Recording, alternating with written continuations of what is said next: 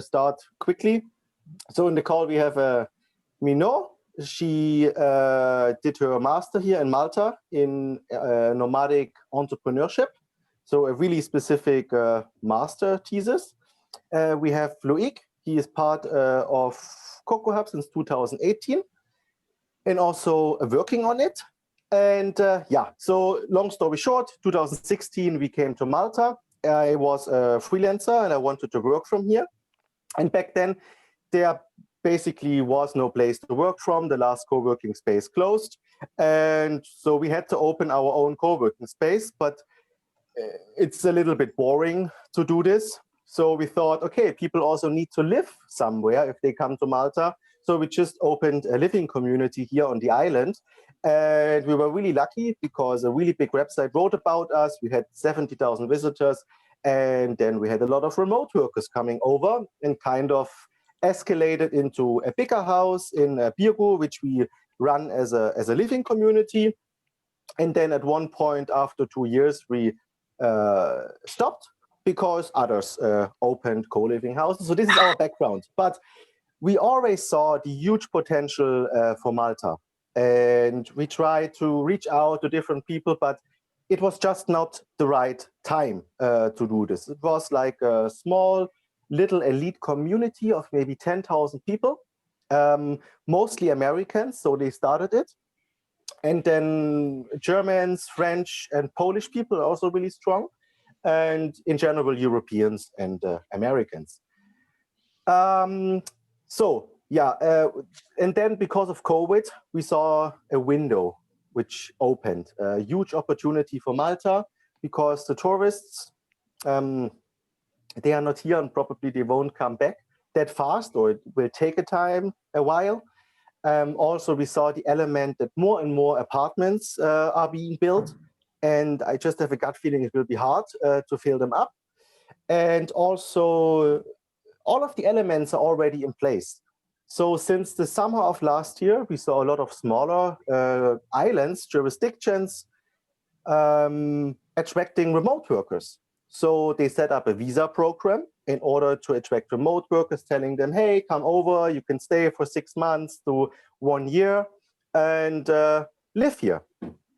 So we published an article based on an opinion from Chris from Loving Malta, which is the chief editor of Loving Malta. And we merged it with an other opinion from the founder of Nomad List, which is the biggest website catering to digital nomads. And it was just a hit. So we received so much feedback and so many people wrote us. And in the end, we got an email from the Prime Minister. Last Friday, we went to this conference. It was about the prosperous future of Malta. And I was sitting there and they announced that they look into this topic, and within the next 28 days, this is what they said, they will publish a framework in order to attract digital nomads. And this was the moment when we started to get really, really loud because we wanted to get heard. So to make sure that we pull this off, actually, because the nomad community is still small and we need to nail this. And Malta has a proven track record of seeing such niches and attacking them. Not attacking, but coming up with a nice solution.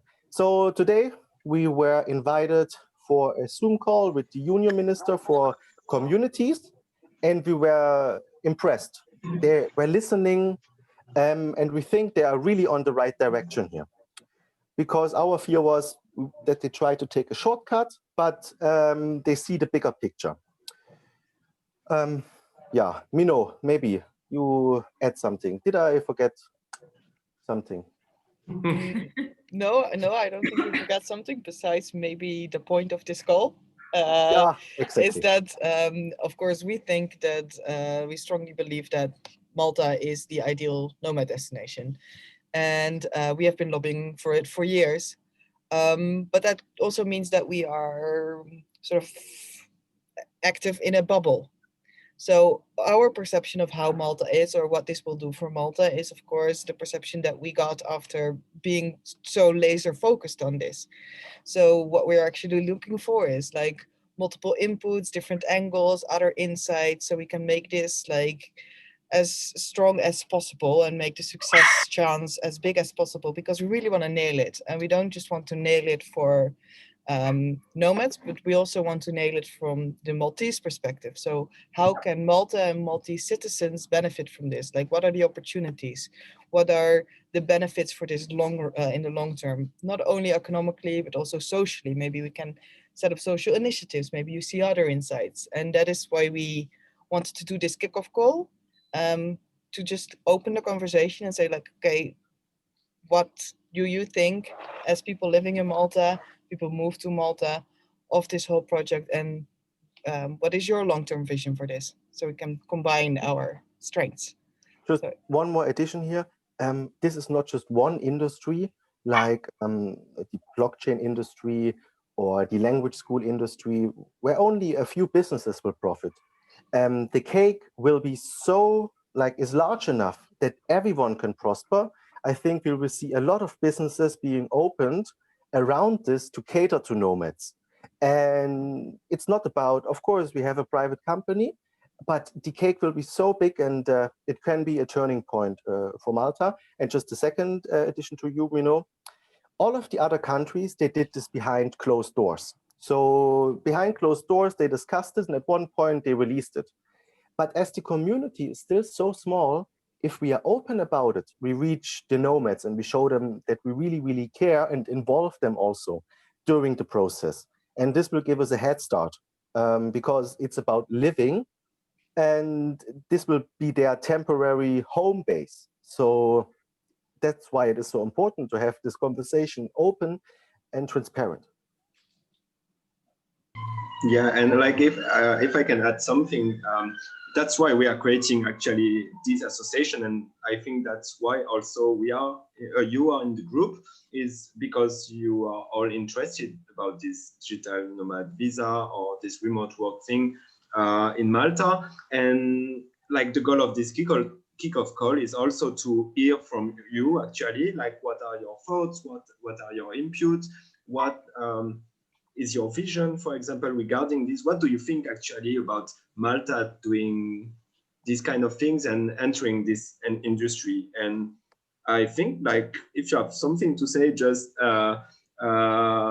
give your input about like, what do you think about this? Someone has some input? Yeah? You don't want to. oh, there is some dog going crazy. Yes.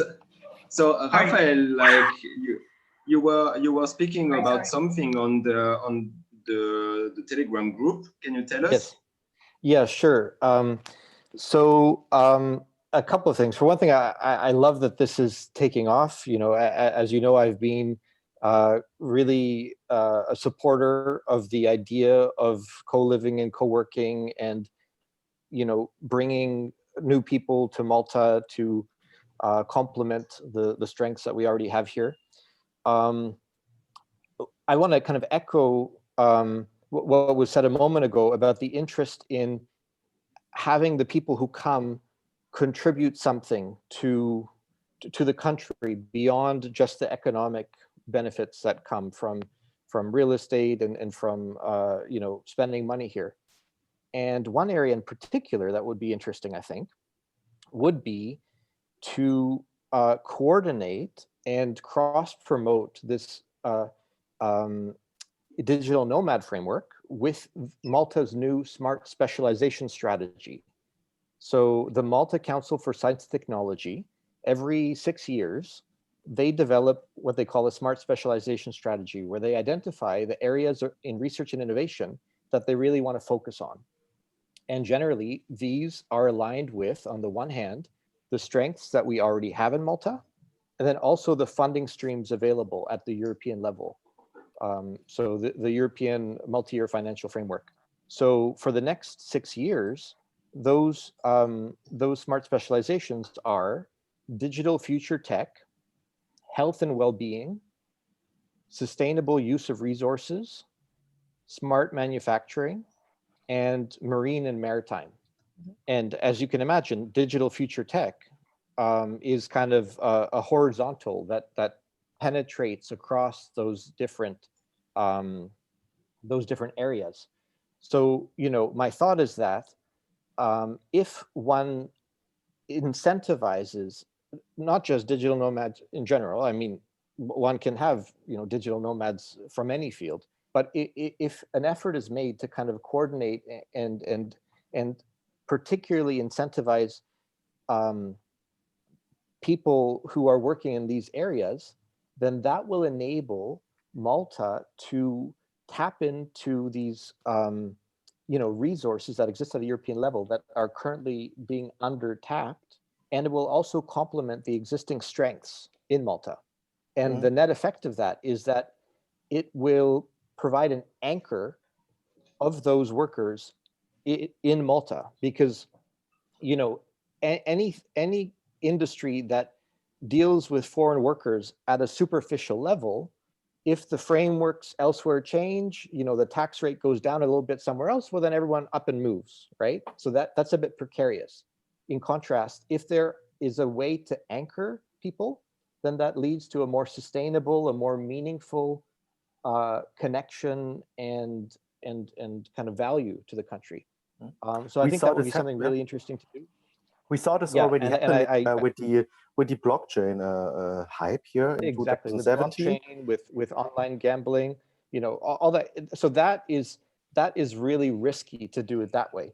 That's why I think it would be really smart to talk with someone from Malta Council for Science and Technology, MCST. I wrote to them a moment ago, inviting them to the meeting, but it was a bit last minute, to see whether one can kind of coordinate with them.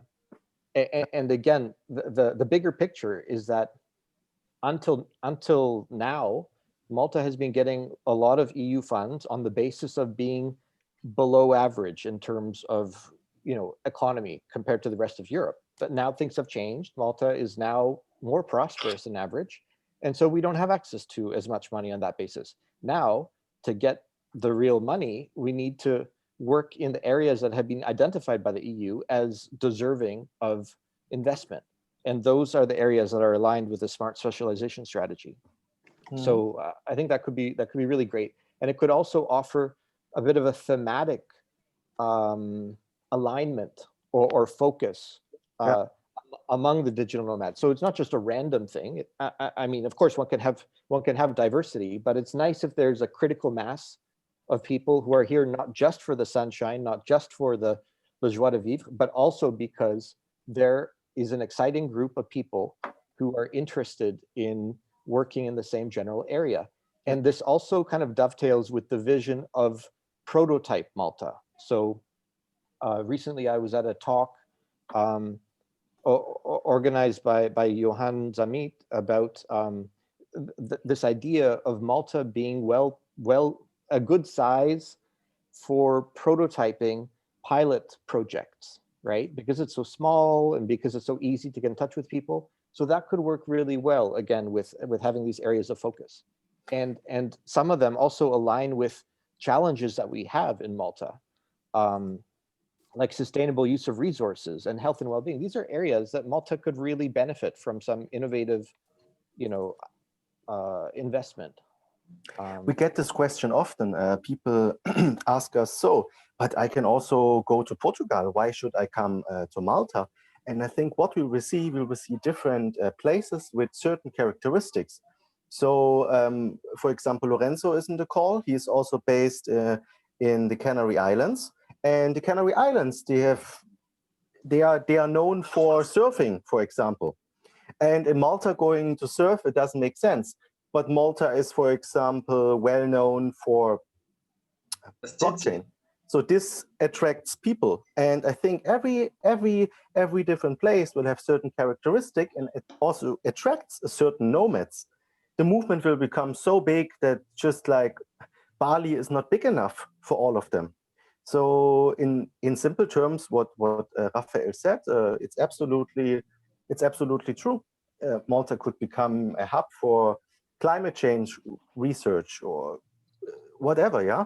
And also what I see is that the Bali and digital movement was in the last 10 years, for example, but now with the COVID situation, there is like a new wave of new remote worker coming. Actually, they are still working for companies, but they can do it remotely. So they are not really digital nomads like we used to say, but like proper remote worker working for companies, and they are able to travel. And now also with the situation, like we know in Germany, in France, and all the virus thing, it's becoming really hard to live in the countries like this. So they are trying to find also different places to go and to continue working for their company.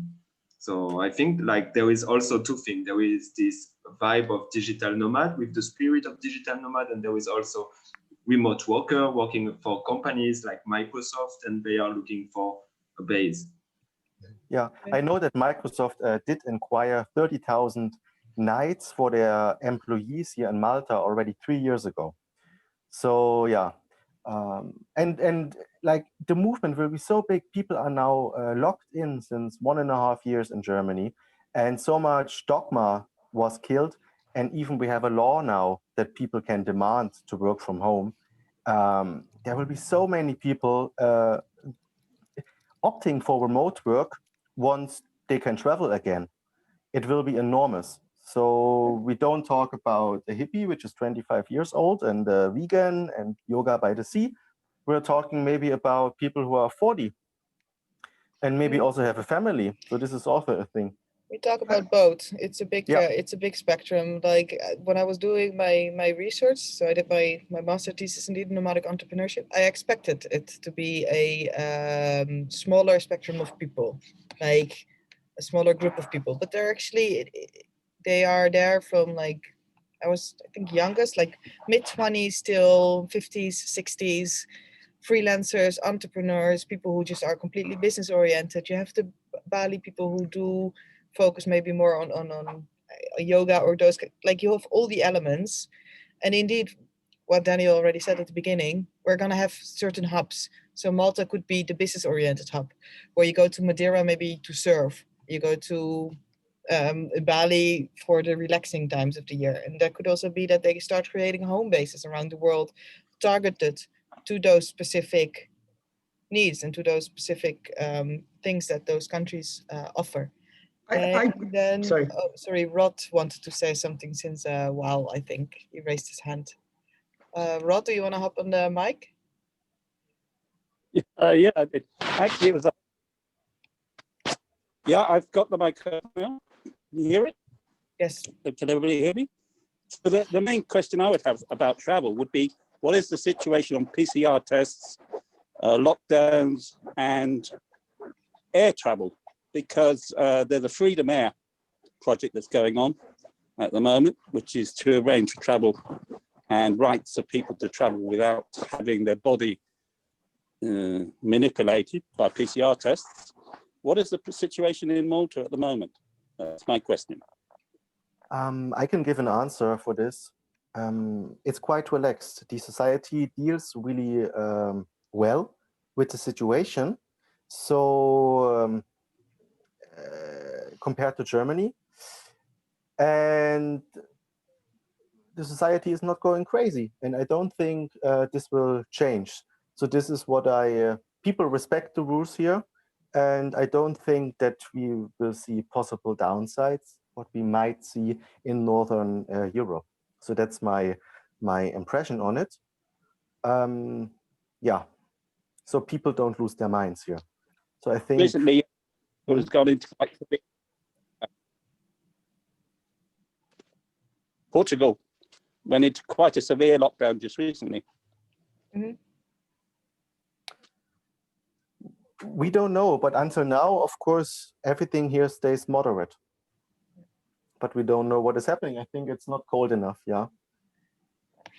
But like, if you arrive here at the airport, you have to do a quick test, like this PCR test. There's no way around. You need to show a certificate, or you need to conduct the test for free at the airport.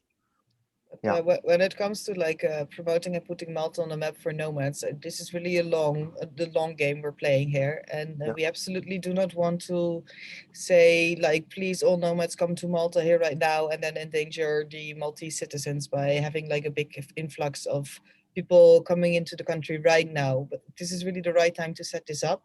But we are really post-COVID oriented. As in, it is important that we start communicating right now to like raise awareness and get the ball rolling. But it's more important to keep the Maltese citizens safe, of course, and not say, okay, let's come all to this island right now and please bring your COVID. So no, we're thinking long term here. So I also want to move on from the COVID conversation, and I would love actually to hear from like Maltese perspective, as someone who's been living in Malta for forever or recently. I wanted to intervene even on previous points. So I'm Adrian and my background is venture capital.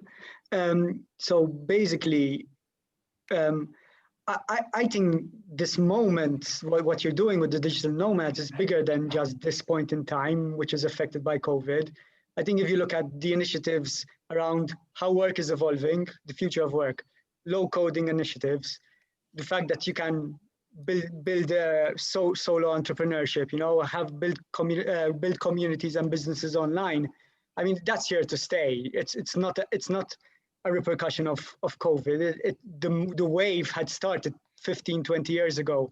COVID maybe just accelerated it, but it's here for the long term. So I was so excited about this initiative because you're really capturing a moment in terms of what I think Malta can bring, because you are discussing what angle does Malta have.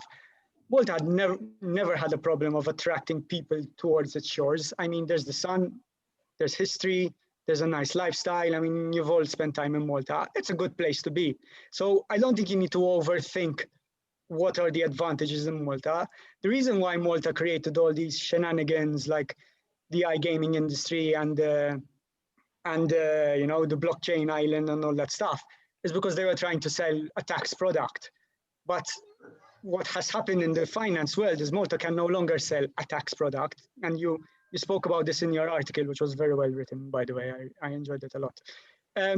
So the world has changed, and Malta has some of the ingredients that are most attractive to the whole world, which is sun, sea, and fun, good and good people.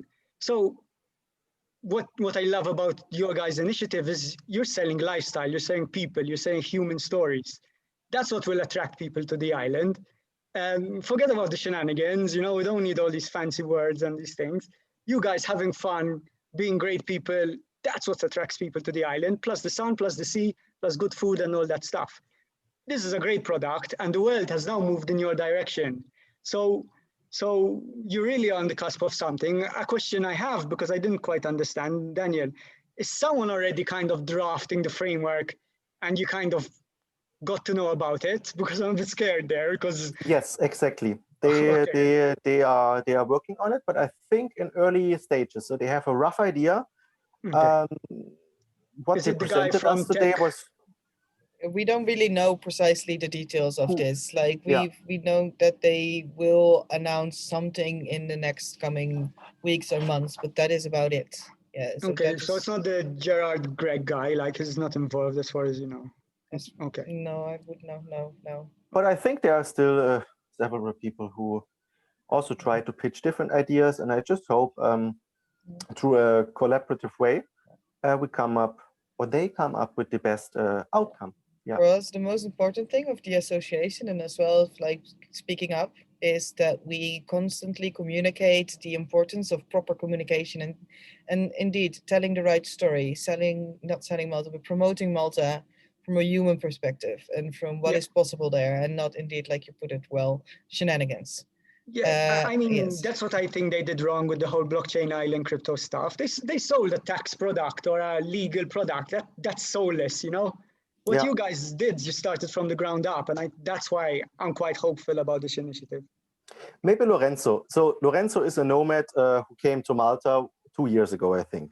Maybe Lorenzo, you can share your opinion about why you keep coming back to Malta.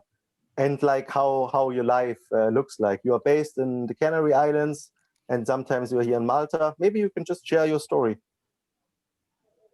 No, I can see the difference between Malta and Canary Islands, actually, because I bought a real estate 3 years ago in Las Palmas, and now that the normal tourism from Germany, from UK is going down like 80%, I still have my Airbnb full of remote workers. I mean, the demand is increasing and the prices are growing, and so the phenomenon is really on now in Las Palmas. Also, you can see from Nomad list that the city is going up on the list and it's getting more popular. People are escaping winter, but then they can feel safe now. Right now, I'm in Colombia, but not so many people will take the risk to go so far away from Europe, no, and to escape the winter and but yeah, I see a great potentiality now for Malta, and that's why I come back every summer, and that's one of my spots. And I would like now to be involved in somehow, I don't know how. And now being in Italian Malta is very strategic because it's very easy now to come and go back home, and the language, the culture. And also I like the English speaking environment more than the Spanish one that is less business oriented. No, Canary Islands is not so business oriented. And that's why I keep my Malta as one of my spots. And I want to continue to be involved, as one of you said, not to do something giving back, no, to the islands. Not only to be there like a tourist, to create something. Yeah. Yeah. So nomads often come and That's it. they spend a month here and then they fall in love. Maybe they really fall in love with someone here, or they fall in love with the island, and then they maybe decide to start their company here. So this is the story. They never come here first to start their company, maybe later. So life first. And this also creates substance, and then yeah, they have their home base here, they have their friends here, so they just not pick another spot. They have their life here. Yeah. When it's too small, they just like go away for a few months, but they always come back. Mm-hmm. So like, maybe, yeah, sorry, Luke. Yeah. No, go. Yeah, like maybe we can also share, like in an ideal world, what we think should be done, not in terms of legislation, because that's not really our part, but in terms of communication. And in an ideal world, I think what we would like to see is maybe in 3 months from now that we see Washington Post, New York Times, Deutsche Welle, TF1, national televisions coming over and telling a nice story about Malta. And this is not unattainable. It's a really easy way to do, because in a moment, all of the media outlets, they just hop on the story because there's a lot of negativity out there. And whenever a new island, for example, we had now the Nomad village in Portugal, and we know the guy behind, Gonzalo is his name, and he released the info 1 month ago, and now it's all over the place. Times of India, Lonely Planet, so everyone will write about Malta. And we just need to make sure that this is like honest and focused on the long term. And then we will spread the word in the whole world about Malta. Yeah. And yeah, and like if I can add something also, it's about the image and the marketing around it, because like if you take some like countries like Estonia, we were speaking about this earlier in the day, like they come up with a nice card of residency, and actually the image of Malta, where like my experience, like when you want to become a self-employed, you have it, Lorenzo, and you're proud of showing it. So like if Malta could have like this nice, like this card with the cross on it, it would be nice. But like for now, if you come to Malta and you want to become a self-employed, you go to Job Plus website and like or service.gov.mt, and you see this kind of forms, and you are like, okay, it will be complicated to be a self-employed. So yeah, it's about like the marketing around it, I think. And now I let you continue, Daniel. Yeah. Rafael You know? also wanted to say something. Maybe he wants to comment on. Yeah. If I could just add something, I think so. You know, for a while now, you guys have explored and communicated the value for the nomads, right? For the nomads, and now also you're having these conversations with the government about what the value can be, the economic value can be to the country. I think there's something really interesting also, you know, looking more at the value for society. And in terms of telling the story and kind of conceiving the story of what this means, there are parallels, or there could be parallels with like the tradition of the auberge, right? So with the auberge, people were coming from all over Europe, like the auberges that were in Malta at the time of the Knights. And on the one hand, that was, you know, it was a kind of colonial thing, right? It was these elites coming from, you know, wealthy elites coming from elsewhere in Europe, but they also had they also did a lot of service in the community. They worked in hospitals. They kind of made an important impact in the place. And, you know, I think it's kind of interesting to remember that as much as today, Malta often feels like a place that's picturesque and, you know, recreational. At the time of the Knights, it was a place that was a place of visionary ambition. It was pretty epic in terms of the challenges that were taken on.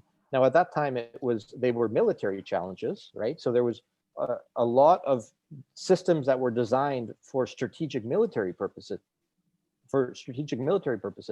But today, you know, I think it could be really exciting. Again, looking at Malta Smart Specialization Strategy, it would be really exciting if this also became known as a place where people are coming for this kind of blue sky thinking to address some of the existential challenges that Europe is facing and that Europe has allocated funds towards, right? So again, it's things of climate change and you know, digital futures and all kinds of things. So because, you know, even if the government kind of signs on now for the economic benefits, I do think it's important for the longevity and for the public support if this is seen as something that has a positive contribution to society. And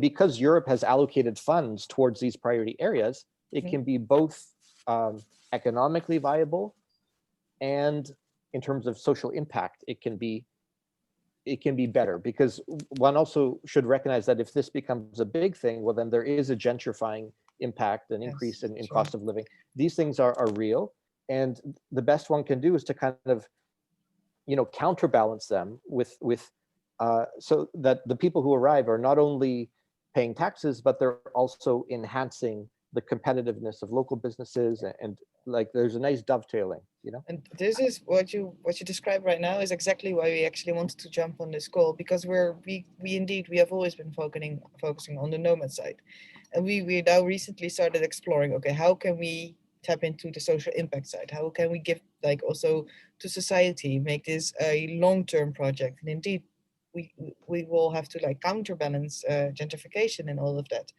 And that is what we are asking you as well as like people who are living in Malta and Maltese citizens.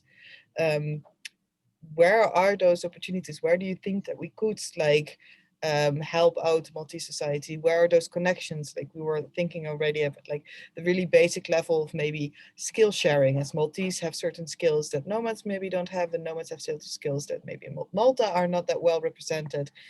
But that is a really basic thing, like matching up and the community-based and social skill sharing. But there must be more. There's definitely more possible. One input here, I mean, it's about always in life about role models. So, and what we see right now, if you walk through Malta, you see a lot of people sitting there with their laptops working. I just think if someone is in the 10th grade in school and sees this happening, this person starts to question, what are the people doing there? Like, they make money with their computer. I also want to do this. So this is like a really simple example how impact is created here. And that's more of a systems thing, as in, yes, everything is connected together, and if you see something like that, it will, like the butterfly effect. But I'm thinking more of like things that we can actively contribute to. And I think Ola wanted to say something. Yeah. Yeah, I was speaking with someone who was doing research on nomads for some Asian company, and he mentioned Singapore. It's work with government and co-living. Yeah, that.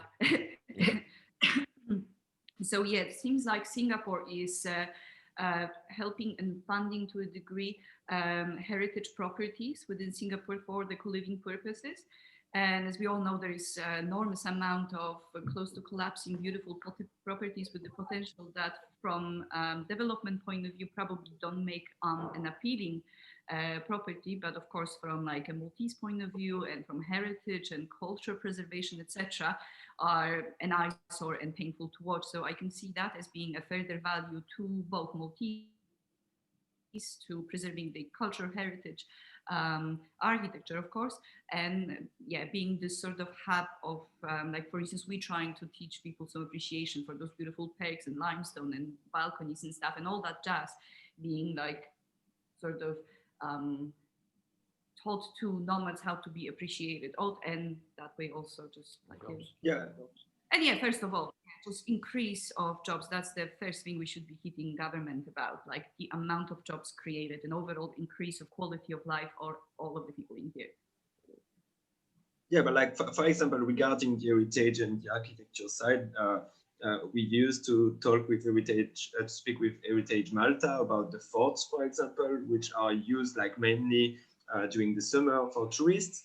And we were like I don't know, Daniel, 2 years ago, we were speaking with the Fort Sant'Angelo in Birgu, and they were super open about the idea of just giving a room for nomads or remote workers to go there and to work from the Fort Sant'Angelo, where like the nights were going, and like there is so much history in this kind of building, and this kind of building, they are used like few months in a year, and most of the time they are quite empty. And if you see this from a higher abstraction point, I think if there would be a physical place where local freelancers and foreign freelancers could meet, maybe coming from the government, and it's just a space, a co-working space. Because how I work is like, I work a little bit from home, then I take the ferry to Valletta, I work from there for 1-2 hours. Maybe it would be nice, like you are there for 2 hours, and then if you want to do focused work, you go to a real co-working space where you have your privacy and a proper setup. So I think such a landing pad needs to be in place, because then the story is complete. If I am in Germany and I am like depressed right now, but I know I can work from home actually, and I can start to travel, and then there is an island in the Mediterranean saying, guys, come over, you can work from this 500-year-old building, and there will be other remote workers, maybe from France. Then the French and the Germans meet there, and they meet the local guy who is into search engine optimization. And the story is complete. So it's a really simple story. And for example, for example, for startups or like people who want to create new application, new markets, like explore new things. Like when you are in countries like France or Germany or like bigger countries, it's quite hard because you have thousands of people who try to launch a startup with a new idea to be in innovation things, and like getting funds, it's quite hard. And like the sad thing is, like for now, the image is when I speak to my friends in France, they say, yeah, you're in Malta because of tax. But actually, no, I'm in Malta because it's small enough to test the market and to create something quickly and fast. Like you can come as a startup in Malta, test something, because the scale is the best, and you can try, and then you can scale in a bigger, like worldwide. I think that's the image we should like also share with the world, that it's a prototype where you can build your own ideas, test them, and spread them to the world. And the bureaucracy is not so high here. It's like you can easily do this. In Germany, it's like, poof, you're pretty restricted if you want to just test things out. And here, it's a really business friendly. And yeah, you know? Yeah, so about business and co-workings, I wanted to give Gordon the word. I think you wanted to say something. Yeah. Unmute. Your mic. Yeah, sure. Okay, sorry. What I was thinking is, first and foremost, I'm Maltese bred and have been living here for a very long time, and I've actually worked abroad and did in my younger years, and hoping to actually do it in the next few years and go and be a nomad myself. But what I feel here in Malta, also the contribution that we all can give, is to try and help local startups, because we are talking of what now what these nomads are going to bring.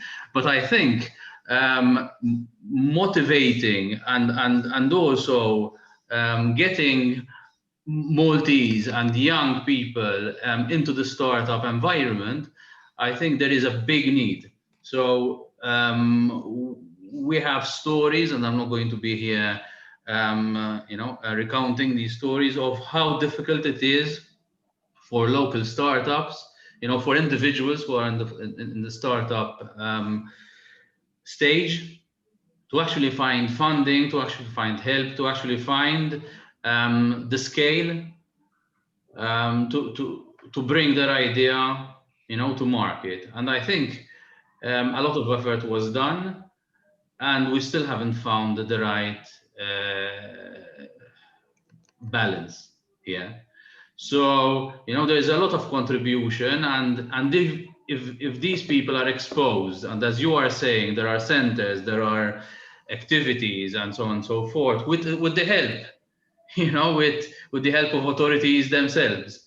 And I've had discussions before with a number of you, right? It is very important, in my opinion, not to create silos, right? Where there is a collaboration, and the industry that can benefit entirely from these activities, without thinking too much about personal gain, right? There's a bigger gain if there is more, business generated, especially for young people in Malta.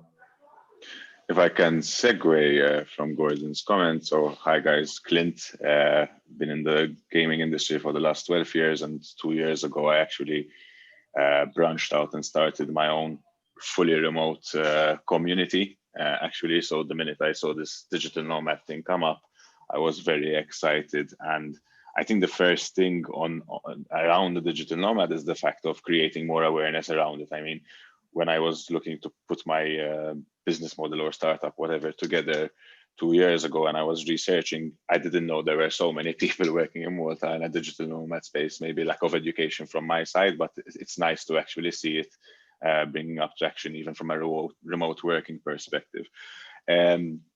Just my 2 cents on it all is that I think from what we can assist digital nomads and freelancers with, and one of you, I believe, touched on it, is being able to provide a better infrastructure for people who are starting out in Malta, not to feel overwhelmed with the paperwork, but have a better digitalized infrastructure, paperless ideally, completely, to help onboard people in a much easier way, in a more clear and guided fashion.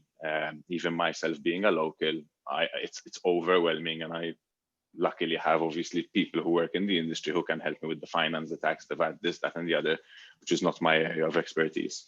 And then what we can give back to the community is number one, helping, or to the digital nomad is number one, figuring out ways to work together. And I believe that can be done through strategic tools which are high on the collaboration. It could be a Zoom tool, but there are also other tools.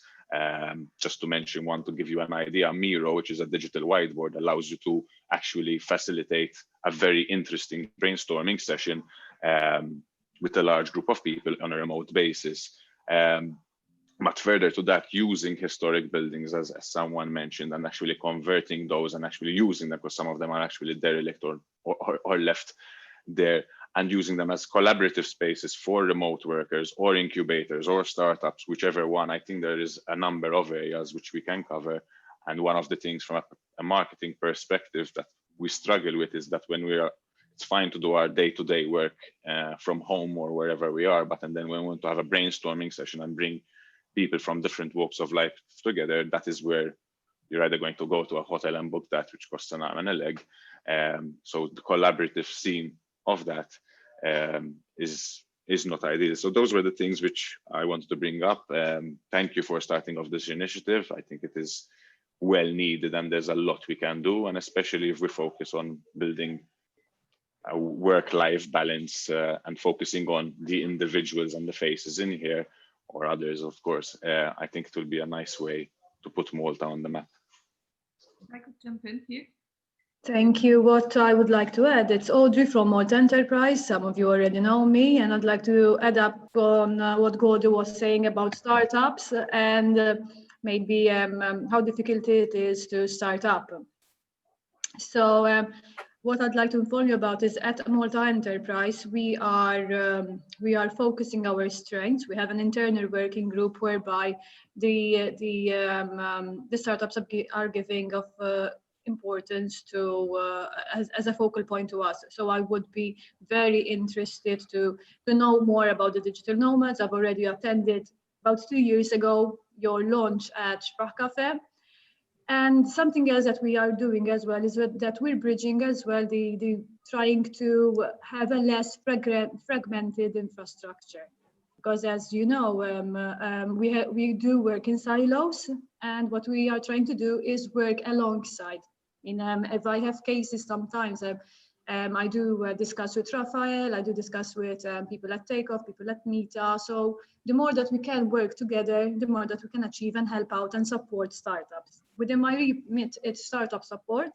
I'm based more on the local activities that are based in Malta. As you know, there's also a branch at Malta Enterprise, which is directly related to foreign direct investment and would assist companies coming over here. But in my remit, it's the ones that are already here as well, and they would require the support.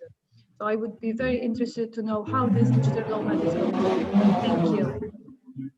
And do you think it could be interesting for the association, like Digital Nomad Association Malta, to act also like a connector with the startup, or like the young people who want to get into startup, into entrepreneurship, and who want to have like nomads with the experience and be connected with them? Do you think it could be something interesting? Yes, it could happen. In fact, if as you said, as Daniel said in the beginning, if you have the right structure to implement it, yes, it was something that we've already discussed a few months ago as well. I mean, if I just finished university in Germany, I did my master, let's say, in computer science, and I have a great idea and I want to get funding in Germany. It's really, really, really hard. I participated in a startup contest in Munich, and I had to compete against 400 teams, and they are top notch, and it's really, really hard. So if there would be a country offering me, hey, come over, and of course you need to apply, and there is a process, and if you get selected, you just receive whatever, 800 euros in a month for a year, and this would be awesome. We would attract so many great people. There are so many great minds in Berlin. But there are a lot of great minds in Berlin, and they don't have access to funding, and they would just be happy about 1,000 euros in a month. So, but then we need to think, what is in for Malta? Actually, there is something, I don't know if it ever happened in Malta. Maybe like some of you know about like the startup weekends and this kind of things. Like that's something I did in France, like a lot of startup weekends where you meet a lot of people from different countries, and you can build your project within 1 week. And this kind of event also is a nice idea to bring nomads and entrepreneurs together. Well, we've started an event. It is the Startup Cafe. So it was held for the 3rd time this year. So it's bringing as well, but it's also becoming large every time we do it. So I'll take note, Loic, and to see if we can maybe expand on 2 sessions, for instance, per year. And it was definitely in the plan as well. But obviously, with regards to COVID and the restructuring of work, as you know, we had to focus a lot on the COVID wage supplement this year. So it wasn't entirely on startups. We had to also assist within the other schemes that we have and the support measures. I would make it a startup month, like a startup month in Gozo. They all live like in one village, and there are whatever 10, 20 teams coming over. Why not? Like I would include the aspect of living, so not just one event, but a whole month, where they have to build prototypes. I could take that up for discussion with the rest of the team, for sure. I took note of that. It's pretty interesting. That is how me and Daniel got to know each other as well. Actually, the first time we've met is because I organized a hackathon in one of his first co-living houses, like the 3rd co-living house a couple of years ago. And we were like, okay, if we want to combine like business development and innovation with co-living and with nomads, then just put them in there and don't only organize indeed like a business event, but also organize like you live together, you have a barbecue together, you have an evening drink together, or like play an additional game. And that actually, it just broke the ice to such an extent, like which would never happen if you just have an event of 1 day. And it really makes you more creative as well. And it definitely helped with getting more and out of the box solutions and approaches to this whole the thing we were tackling right then. Yeah. And about communication, the background noise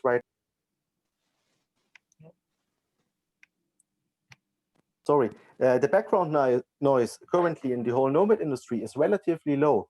So in order to reach out to attract great talent, it's really easy because I don't see anyone doing it.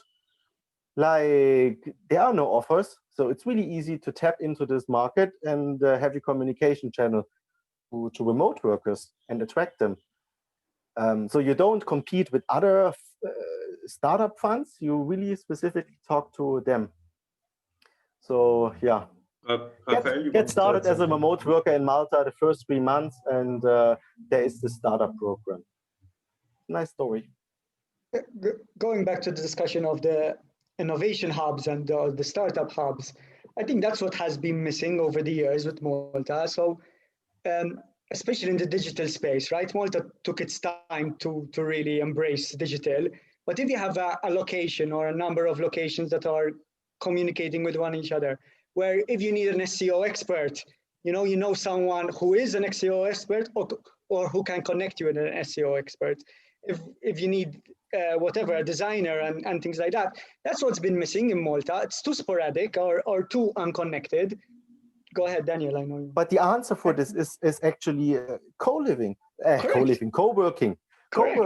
Like correct. I started as a freelancer, 23 years old. I had no clients whatsoever, but I was good at WordPress. So I went into a co-working space and older people came to me, hey, do this project for me. So I didn't even have to look for clients. And I hope the same is happening at Gordon's space, because that's the promise of co-working. This is also what we get wrong a little bit in Malta. There are 3 good players in Malta, but the other ones are shared offices. It's not about the space. It's about the community and getting value out of it.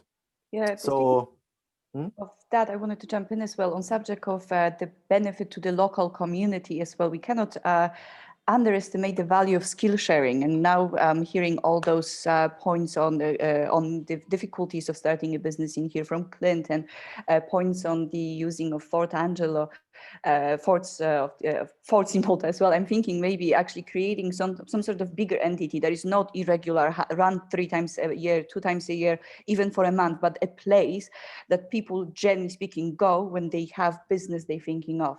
That is for co-working, that has representation of Malta enterprise, from all those people that would be wonderful to have easy access to, as Adrian is suggesting, etc., etc. If we were to establish this sort of hub where everybody's coming and gets help with banking, with SEO, with legal matters in Malta, how to help yourself with funding whilst changing and sharing skills with other nomads and locals to attract Maltese as well, going to those co-working places, that could also be very beneficial in many levels to all. We have such a building. It's in Valletta. It's called the Design Cluster. Yeah. Actually, I don't know this one. I love the sound of the fourth, but point being, whether it's 1 or 3 places in Malta, like I love idea of focusing on startups and getting people of the highest value, possibly changing the world for the better in a short span with the right tools and circumstance. Yeah. Oh, we don't hear you, Rafael.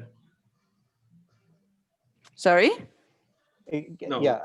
Can you hear me now? Yeah. Yes. Okay. Yeah, I have a few things to add if I could. At the base of it is that I think it's really important that the work being done integrates digital nomads and Maltese at the same time, as opposed to a 2-tier system where it's an enclave just for digital nomads. I think doing it in sync is really, really smart for several reasons. For one thing, one of the benefits to society could be the optimization of existing systems. As we discussed, there are lots of systems, whether it be starting a bank account or whatever, there are lots of systems that really don't work very well, right? I arrived 4 years ago and I dealt with all kinds of hassles as everyone does. You know, my background is first I was a software engineer, then I became an architect.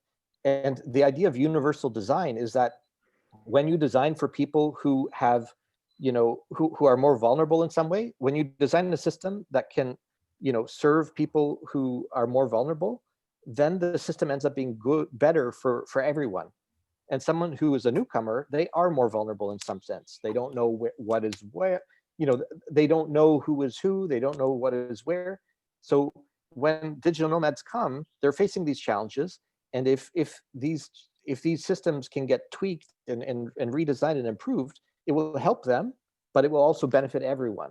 So that's one reason why it's important to kind of integrate Maltese together with the nomads from the very beginning. Another reason is because there are a lot of resources in Malta, a lot of institutions and communities, and a lot of momentum that has been done for a while. That makes sense to tap into, you know, rather than reinventing the wheel. You know, it's great that Audrey is here and Heritage Malta. They are always looking to animate some of their spaces. I know there's a call out right now to come up with innovative ways of using Musa, right? Like they have this amazing building in Valletta and they want to use it in more imaginative ways. And in terms of, you know, we talked about some of these historic buildings. As it happens, Malta has a very rich history of co-living, co-working in the form of the monasteries and you know, the hospitals and the army barracks and the hotels and the cruise liners. These are all examples of co-living, co-working, people coming, you know, communities living together.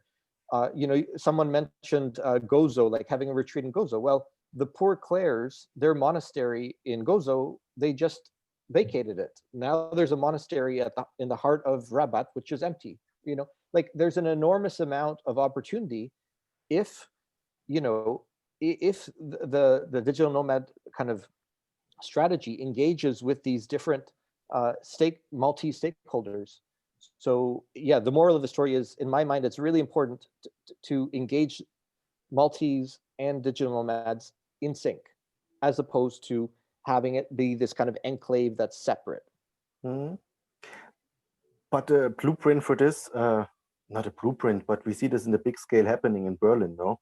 So incoming freelancers, they perfectly merge with the locals. So maybe, yeah, I think it needs to be moderated, but at one point it doesn't need to be moderated anymore. But in the beginning, for sure. And also, like in Paris, Loic, we have Station F, which is also which is the old main station, and the government converted it into what is this? Yeah, like sorry. Actually, it's like I think the bigger incubator in the world, which is including co-living and co-workings and also incubators. So like actually that's the main hub where a lot of it's near the 42 school, and it's like just a place where there is a lot of innovation going on, and like you can come here as a remote worker and live in the co-living. You can just go for the co-working, and you can be part of the incubator. Like if you have an idea and it's nice enough, then you can join it, and you have like an office. And that's just a hub, which is like the biggest in the world, and where a lot of people are creating things, and they are just solving problems. They are not here to like they are here for the lifestyle, but they are mainly here because they are trying to solve world's problem, like trying to find new ideas. And when you are in this kind of hub, like just it's creating so much value for country, for everything, because you have people from all over the world. So you can speak English, you can meet new people from different countries and background. You can find a software developer, and it's not only co-living, it's co-working, but it's also the incubator. And I think that's the perfect combination.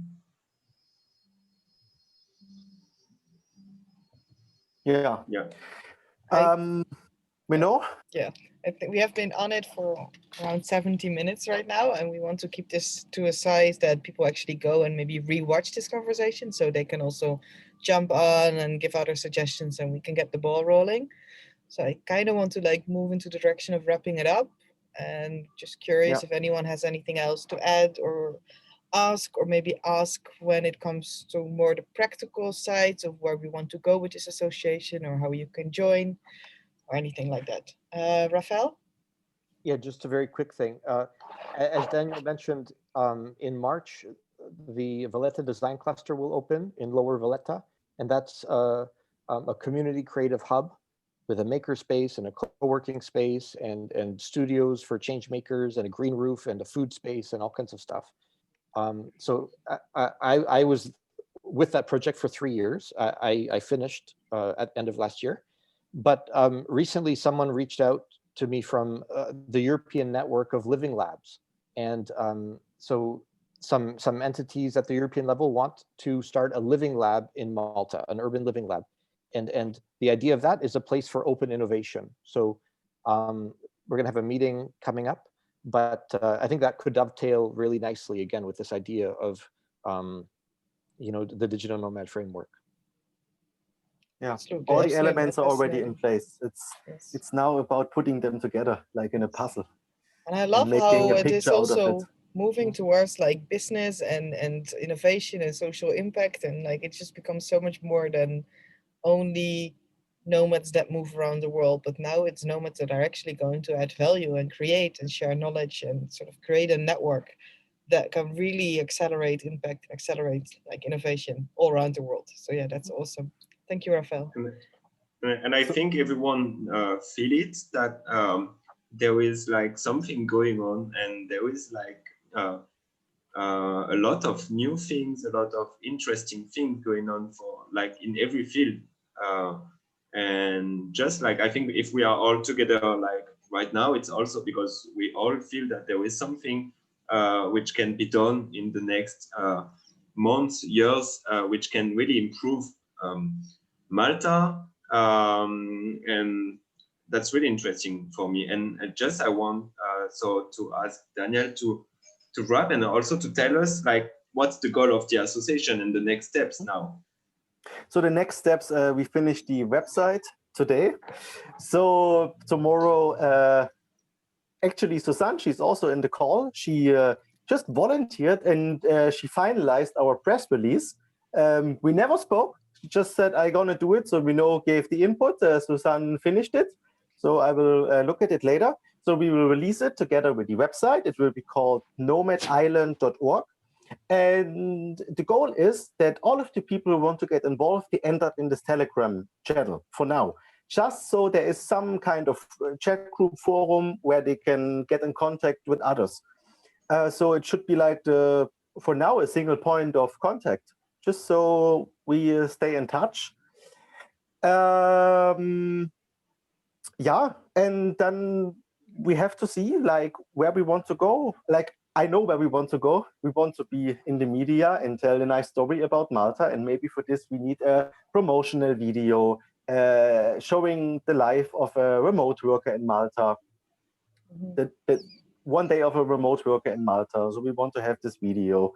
And then we can tell the story. So yeah. And also maybe... Oh, sorry. Yeah, and also maybe helping with like our background and our knowledge with the government framework, you know, like giving our input, just like sharing the information and just do the things together, because I think right now that's the most important thing, just like work together on something we believe in since years. Yeah. And I think that's the most important thing right now. And what we did, what we did in the last year, of course, there was no nomad movement. So we used the time to reach out to the industry leaders, the world industry leaders. So we are in contact with them on a nearly daily basis. So we have all the contacts. And also, one thing, what we forgot. So if everything works out, there should be the first remote working conference in the world here in Malta. Once COVID is over, like whatever, in next winter, why not? There are already people who have proven that they can organize great conferences, and those people already said, yes, this makes sense, guys. So we can pull this off big time, the Mediterranean Remote Working Conference. And then we put Malta on the map. All the elements are in place. We don't need to reinvent the wheel.